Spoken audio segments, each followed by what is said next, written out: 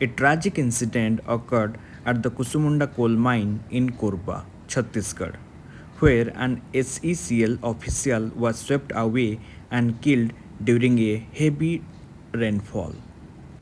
The man was slipped and got carried away with the water source into the sump area of the mine. The body was recovered after 16 hours of rescue operations by the NDRF, SDRF, and the Coal India team.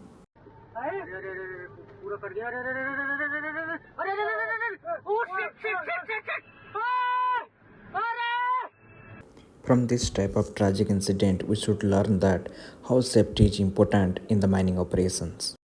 Before the starting of the monsoon season, the monsoon drainage plan should be prepared and that should be followed properly.